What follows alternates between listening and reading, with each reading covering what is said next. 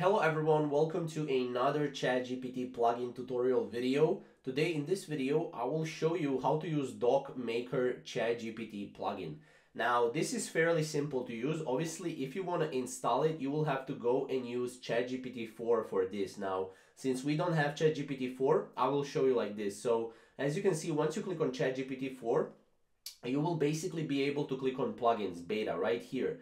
Click on plugins, and then what you want to do is you want to go to the plugin store. Here you need to find a tool or a plugin that is called DocMaker. If you cannot find it, that means you don't have it just as of yet, but you can go to all and then you will be able to find it and install it. Now, how can you actually use DocMaker ChatGPT plugin? Now, it's very simple, right? When you have a plugin, you need to go to ChatGPT 4, you need to enable the plugin, and the icon should appear beneath the ChatGPT mode toggle, right, which is right here. So make sure to install the plugin. Once you install the plugin, you will be able to use some of these example prompts. For example, you can create a CSV file from the following text that you give as a prompt to ChatGPT. So it can be, for example, a simple text like sample text.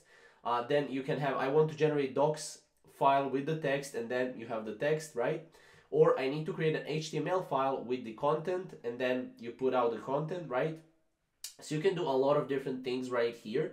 But as you can see, you can also generate XML files, JSON files, TXT files, PDF files. So basically DocMaker, ChatGPT plugin will give you all of these.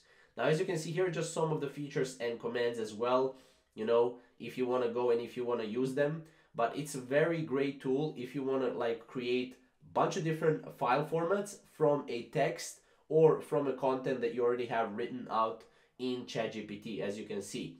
So that's pretty much how to use it in a nutshell. It's very simple. If you want a more in-depth tutorial, I can definitely go and show you this within ChatGPT 4.